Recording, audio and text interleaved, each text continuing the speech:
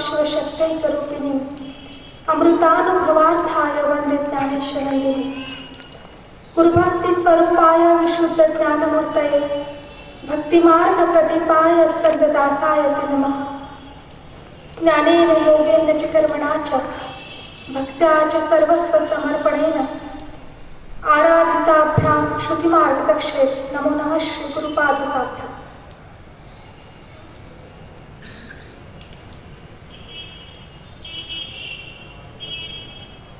अर्धशतकाहून अधिक काळपर्यंत एखाद्या लोकसमूहासाठी त्यांच्या विचारांची जागृती व्हावी, त्यांच्या जाणीवांमध्ये प्रगल्भता यावी म्हणून एखादी सांस्कृतिक चळवळ जर एखाद्या भागामध्ये चालत असेल आणि ही चळवळ सातत्याने अर्धशतकाहून अधिक काळपर्यंत चालत असेल तर निश्चितच त्या भागातील सुजाण लोकांना त्यांच्या सांस्कृतिक चळवळीतील त्या सातत्यासाठी निश्चित सलाम केला पाहिजे। ज्या शरद व्याख्यानमालेचं आयोजन सातत्याने 58 वर्षांपासून आपण सगळी सुजाण मंडळी या ठिकाणी करत आहात,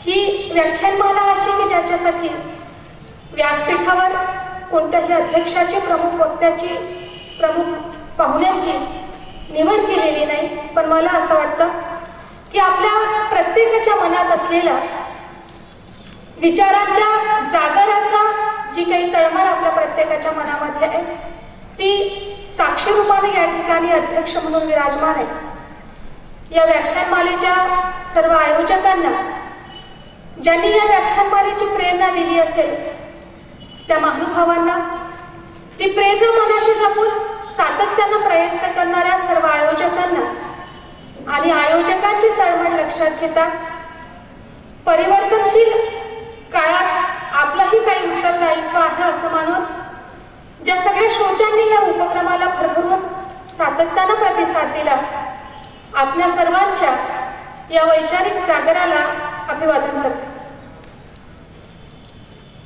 विदर्भातील अत्यंत सन्मानाची समजल्या जाणारी ही शरद व्याख्यानमाला, खरं तर या व्याख्यानमालेत 27 तारखेला मला ज्या विषयावर बोलायचं होतं ती तारीख 27 होती, पण आयोजकांनी आज्ञा केली आणि एखादा उपक्रम या पद्धतीनं कोणी नीटानं चालवत असेल तर त्या सगळ्या कार्यामध्ये आपण निश्चित मनापासून सहभागी असलो पाहिजे।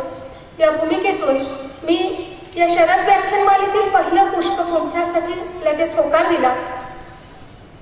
माझ्या आयुष्यातील हा आनंदाचा दिवस आहे की या सगळ्या सांस्कृतिक चळवळीमध्ये, या सांस्कृतिक शृंखलेमध्ये मलाही आज सहभागी होता आलं।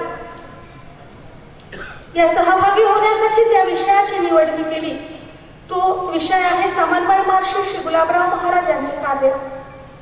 प्रास्ताविकामध्ये माझ्या परिचयामध्ये डॉक्टर ताईंनी सांगितलं की श्री गुलाबराव महाराज कारंजा येथे दहीहंडीकर यांच्याकडे येऊन गेले। श्री गुलाबराव महाराज या कारंजाच्या भूमीमध्ये 3 आठवडे त्यांच्या 34 वर्षाच्या आयुष्यामध्ये मुक्कामी होते आणि म्हणून कारंजाची ही भूमी व्यक्तिशः माझ्यासाठी पावन आहे आणि आपण सर्वजण अत्यंत भाग्यवंत आहात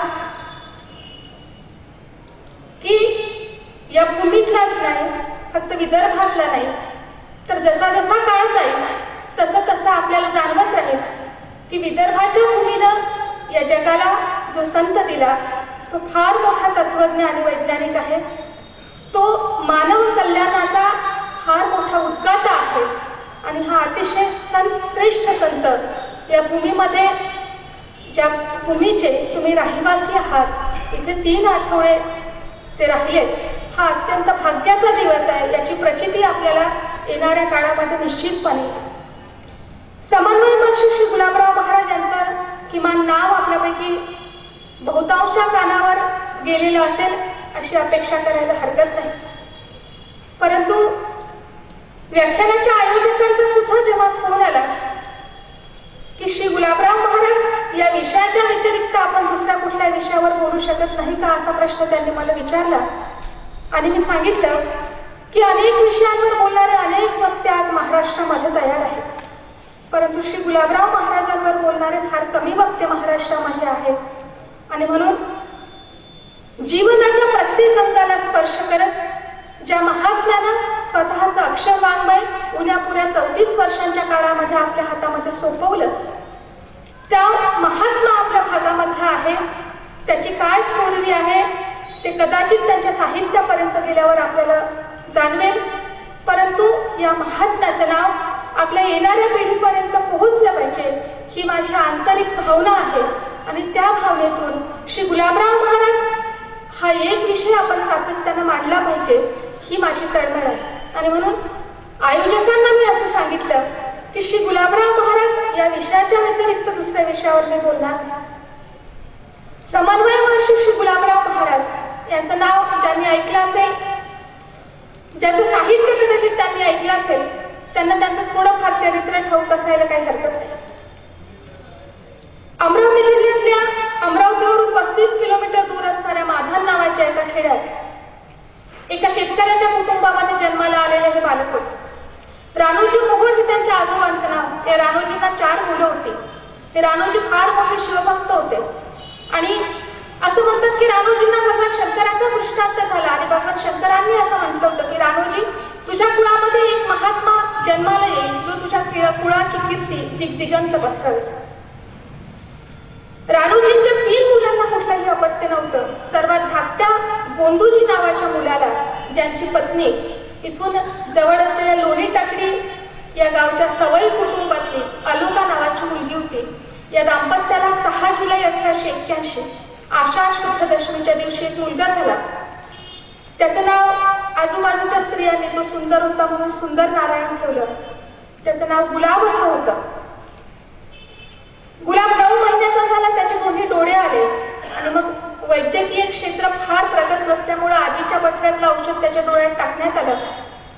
दुर्दैवानं औषध चुकीचं निघालं आणि अतिशय टपोरे डोळे असलेल्या गुलाबनं औषध टाकल्यानंतर डोळे मिटून घेतले.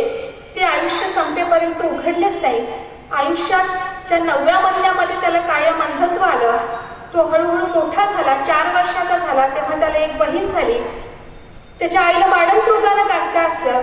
आई गेली आणि बहीण सुद्धा गेली. वयाच्या 4थ्या वर्षी निसर्गाचा दुसरा आघात त्याच्यावर झाला आणि वयाच्या 4थ्या वर्षापर्यंत गुलाबनं आयुष्यातल्या 2 महत्वाच्या गोष्टी गमावल्या. एक स्वतःचे डोळे, ज्याच्या माध्यमातून आयुष्यभर आपण ज्ञान साधना करीत असतो, आणि दुसरी आई, जी आपल्या आयुष्याची उभारणी करत असते. इतकं चरित्र की तो बालांध होता आणि तो अमरावती जिल्ह्यातल्या माधान या गावातला होता. ऐकून ऐकून कदाचित विदर्भात थोडंफार माहीत असेल, परंतु आपली एक धारणा अशी असते. आयोजकांच्या बोलण्याचा मी जेव्हा नंतर विचार केला तेव्हा माझ्या लक्षात आलं की एखाद्या व्यक्तीच्या नावापुढे जेव्हा महाराज हा शब्द लागतो तेव्हा आपण असा विचार करीत असतो की एखादी व्यक्ती महाराज आहे म्हणजे त्याला नमस्कार केला पाहिजे, त्यांची पूजा अर्चा केली पाहिजे. फार झालं तर त्यांची प्रतिमा आपल्या देव्हाऱ्यात ठेवली पाहिजे. त्यांनी लिहिलेलं एखादं काही पोथी असेल तर लाल कापडात गुंडाळून ठेवली पाहिजे. पण एखाद्या महाराजांचं काही वैचारिक योगदान असू शकतं हे अजूनही समाज मनाला भिडत नाही. आणि म्हणून गुलाबराव महाराज म्हटलं की कुठेतरी पूजेपुरती मर्यादित असलेली एखादी व्यक्ती असेल. गुलाबराव महाराज म्हणजे या देशातीलच नाही तर जगातील अत्यंत श्रेष्ठ वैज्ञानिक आहे, ज्यांच्या तत्वज्ञानाचा मागोवा घेतल्याशिवाय जागतिक तत्वज्ञानालाही पुढे जाता येणार नाही, असं अत्यंत श्रेष्ठ तत्वज्ञ आहे. आणि जीवनातील असं एकही क्षेत्र नाही ज्या क्षेत्रामध्ये ज्यांच्या अपूर्व प्रतिभेनं मौलिक भर घातली नसेल. श्री गुलाबराव महाराजांचा जो कालखंड आहे तो 1881 ते 1915 असा आहे. हा कालखंड जर आपण लक्षात घेतला तर या कालखंडामध्ये भारतामध्ये इंग्रजांची सत्ता दृढमूल झालेली होती. इंग्रज शासन इथं पक्के पाय रोवून उभं होतं. आणि त्या कालखंडाचा थोडा समीक्षणात्मक अभ्यास जर आपण केला तर आपल्या लक्षात येईल की भारताच्या एकूणच सांस्कृतिक जडणघडणीत 19वे शतक फार महत्वाचं आहे, तसं ते संपूर्ण जागतिक वातावरणातच महत्वाचं आहे. गुलाबराव महाराजांचा कालखंड म्हणजे 2 शतकांचा समन्वय. 1881 म्हणजे 19व्या शतकाचा उत्तरार्ध आहे आणि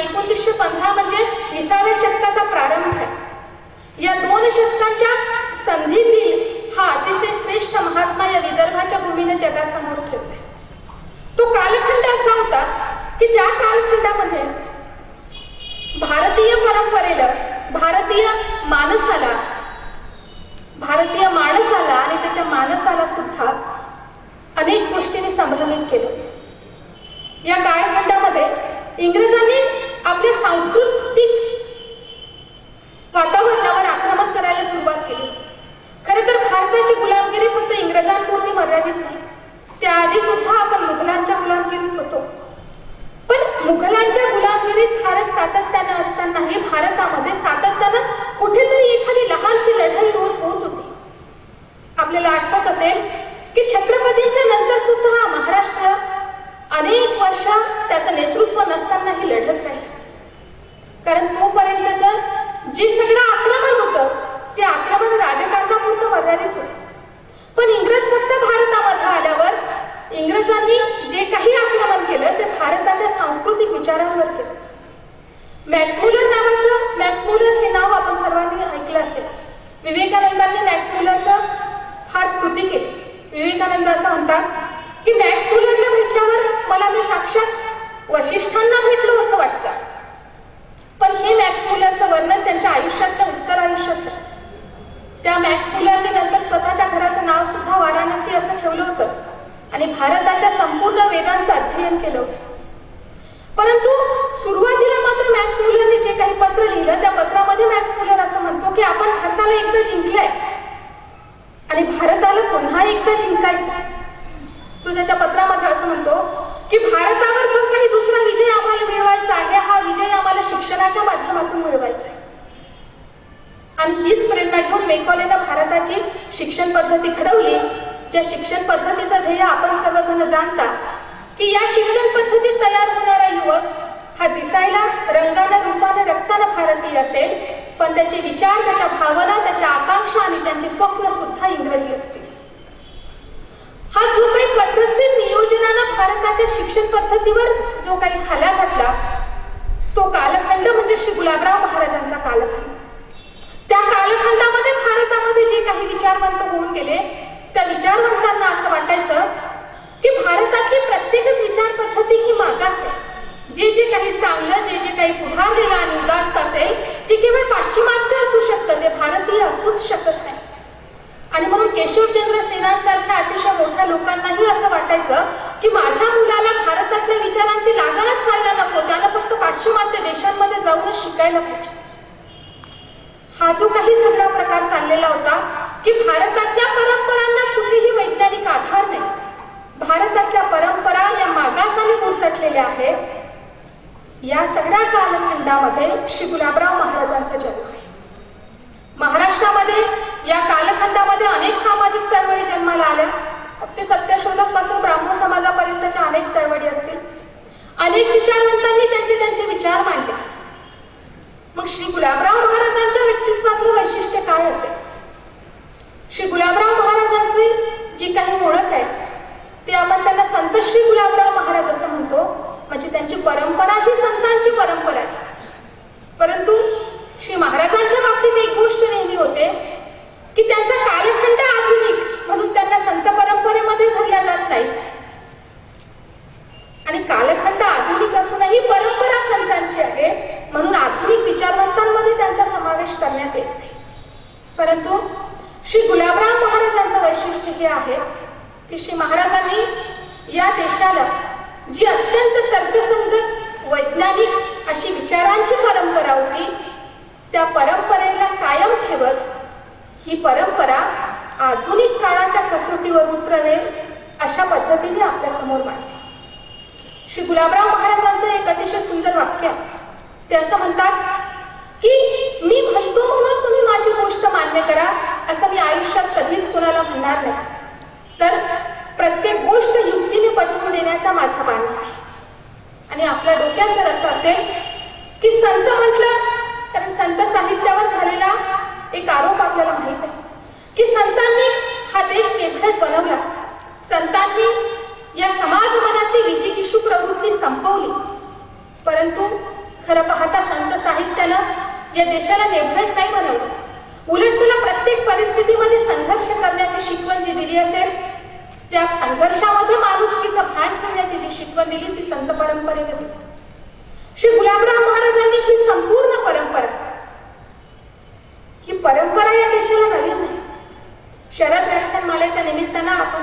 विचारांची परंपराच अनेक वर्षांपासून तपासून पाहतो. ही महर्षी वेदव्यासांपासून याज्ञवल्क्यांपासून वशिष्ठांपर्यंत, तुकोबारायांपासून गाडगे बाबांपर्यंत, योगी अरविंद घोषांपासून स्वामी विवेकानंदांपर्यंत या देशामध्ये ऋषी, संत, आचार्य, तत्ववेत्ते ही अनादी परंपरा चालत आली. परंतु प्रत्येक तत्ववेत्यानं, प्रत्येक संतानं त्याच्या काळानुरूप या परंपरेचा विचार त्याच्या लोकभाषेमध्ये मांडून दाखवला. म्हणून ज्ञानदेव तुकारामांनी जे सांगितलं तोच विचार गुलाबराव महाराजांनी मांडला. परंतु ज्ञानदेवांचा कालखंड हा 12व्या शतकाचा आणि श्री गुलाबराव महाराजांचा कालखंड हा 20व्या शतकाचा. श्री महाराज असं म्हणायचे की प्रत्येक गोष्ट ही तर्काच्या कसोटीवर घासून मी सिद्ध करून दाखवतो. श्री गुलाबराव महाराजांचं वैचारिक योगदान हे अतिशय मोठं आहे आणि श्री गुलाबराव महाराजांचं व्यक्तित्व हा अतिशय सुंदर विरोधाभास, अतिशय देखणी अशी कॉन्ट्रोवर्सी. श्री गुलाबराव महाराजांची वैयक्तिक त्यांच्या आयुष्यातली जी काही धारणा आहे, जी काही भावना आहे, त्यांच्या भावविश्वामध्ये संत ज्ञानेश्वर त्यांचे वडील आहेत, भगवान श्रीकृष्ण त्यांचे पती आहेत.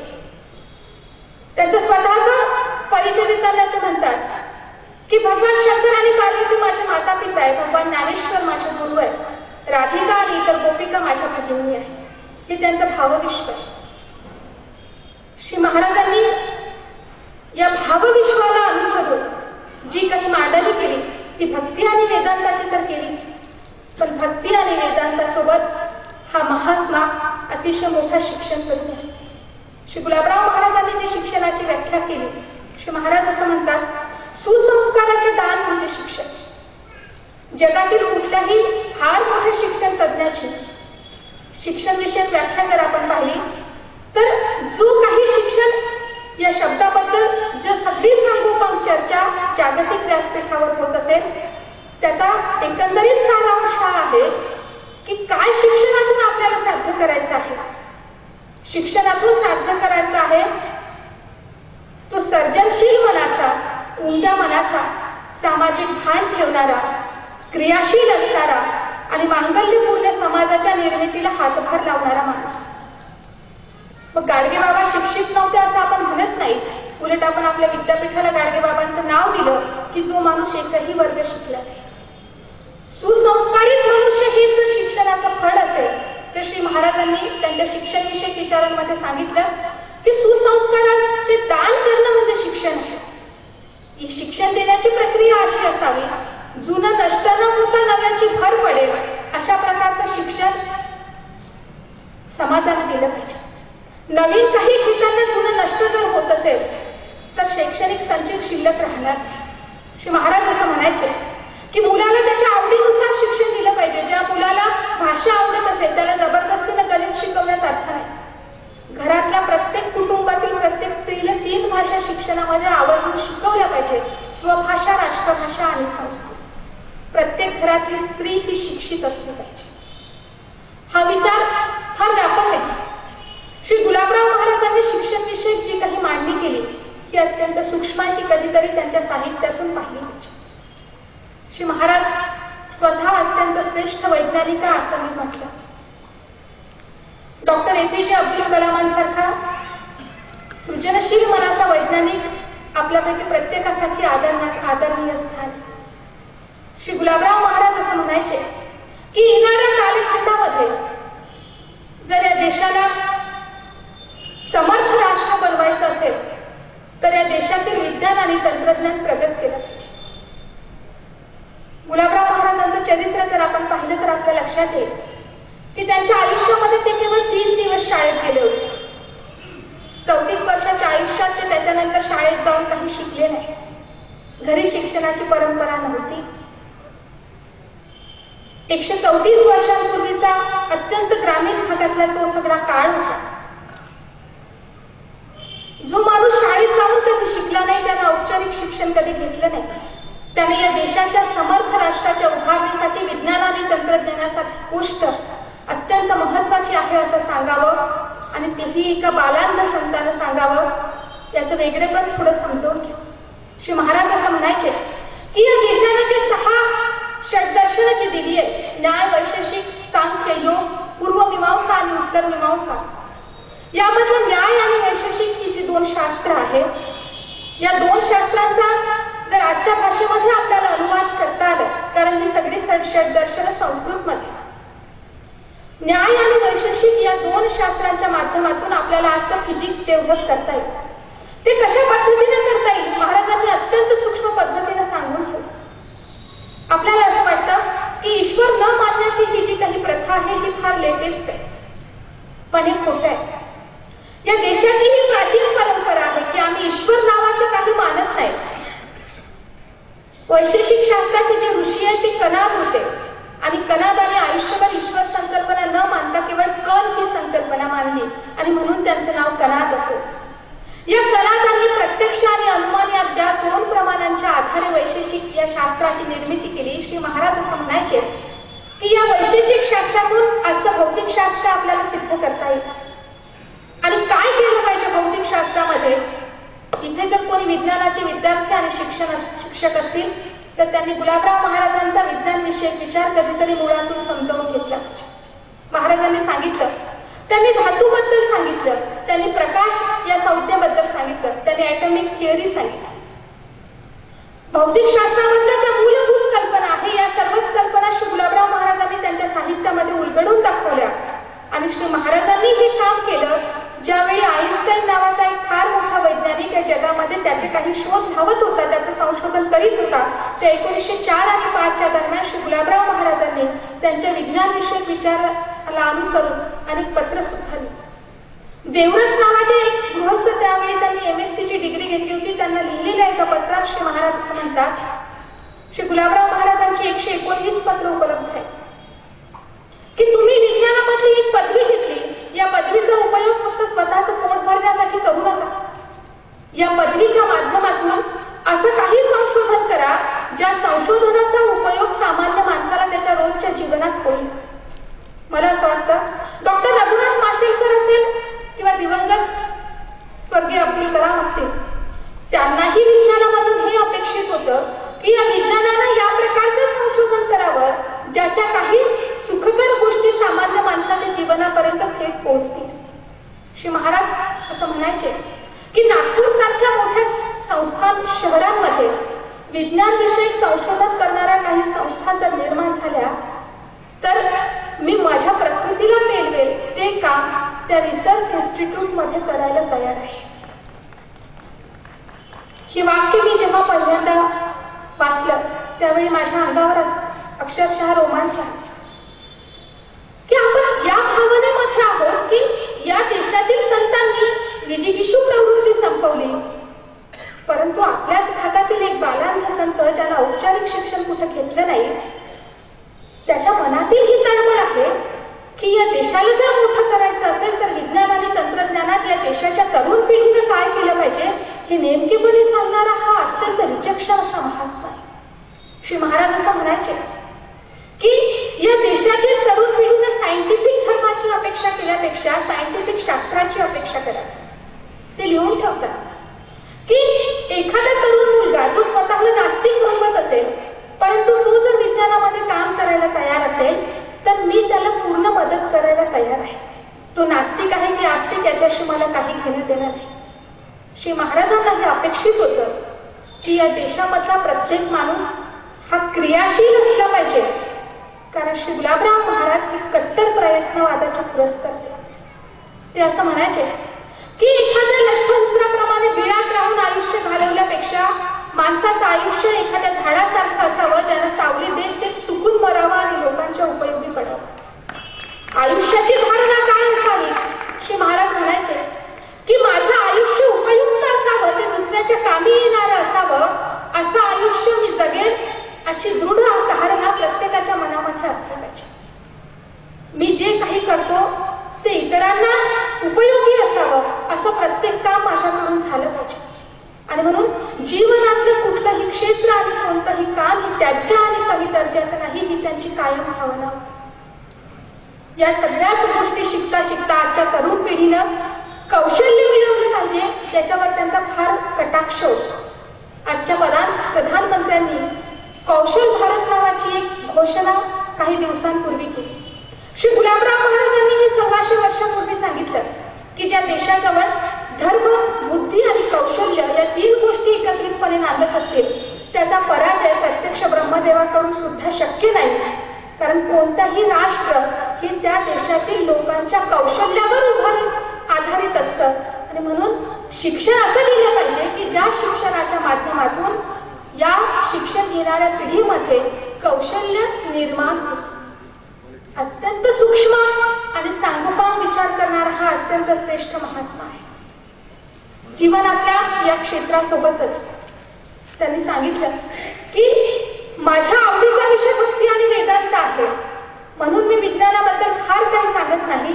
परंतु तुम्ही जर विचारत असाल तर तुमच्या प्रत्येक शंकेचं उत्तर मी देईन. पुण्याजवळच्या तळेगावला ते एकदा गेले असताना त्यांनी तिथल्या एका काच कारखान्याला भेट दिली आणि त्या काच कारखान्यात गेल्याबरोबर त्यांनी सांगितलं की उत्तम दर्जाचा काच हा जमिनीमध्ये कशा प्रकारे शोधला पाहिजे. श्री महाराजांनी सांगितलं की विज्ञानासोबतच हा देश गणितामध्ये सुद्धा अत्यंत प्रगत होता. परार्थाच्या वर गणित करण्याची पद्धती या देशामध्ये नाही असा जो आरोप झाला, श्री महाराजांनी सांगितलं की ही गोष्ट खोटी आहे. त्यांनी फार व्यवस्थितरित्या ती गोष्ट पटवून दाखवली. त्यांचं चरित्राचं पान कधीतरी उलगडून आपण पाहिलं पाहिजे. श्री महाराज असं म्हणायचे की परंतु आमच्या पूर्वजांनी फार काही करून ठेवलं, तेवढ्याच बळावर जर आजची पिढी बढाया मारत असेल तर ते मात्र त्यांना मान्य नाही. प्रत्येक पिढीने स्वतःचं कर्तृत्व स्वतःच्या कार्यकाळामध्ये सिद्ध करणं अत्यंत आवश्यक आहे.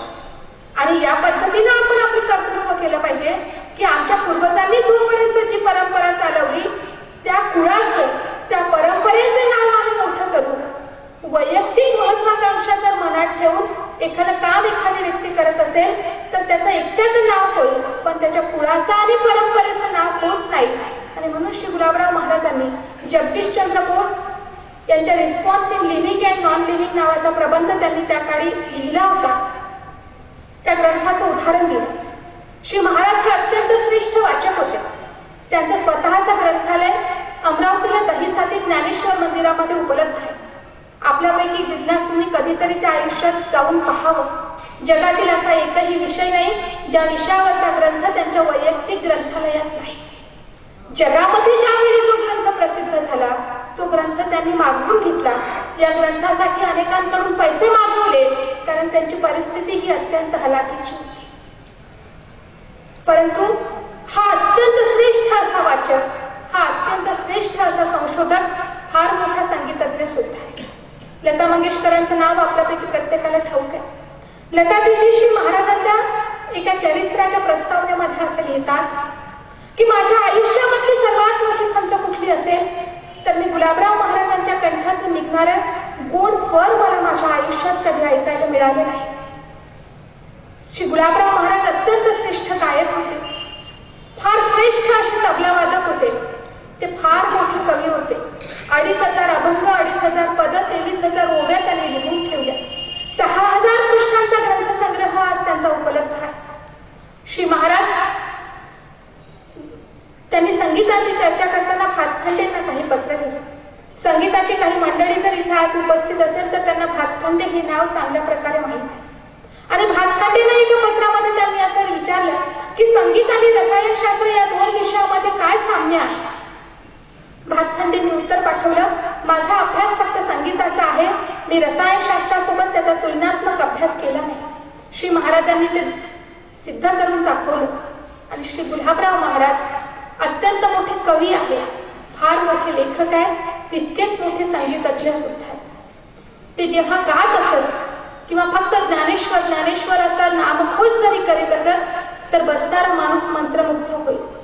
हा फार मोठा कवी आणि संगीतज्ञ, अत्यंत श्रेष्ठ योगी सुद्धा आहे. योगावर त्यांचे 8 ग्रंथ प्रसिद्ध आहेत. पतंजलीचं योगशास्त्र हा केवळ भारतीय योगशास्त्राचा पूर्णतः विषय नाही. भारतीय योगाचा पूर्ण विचार करताना श्री गुलाबराव महाराजांच्या योगविषयक विचारांचा त्यामध्ये समावेश केल्याशिवाय तो विचार पूर्ण होऊ शकत नाही. श्री गुलाबराव महाराज हे अत्यंत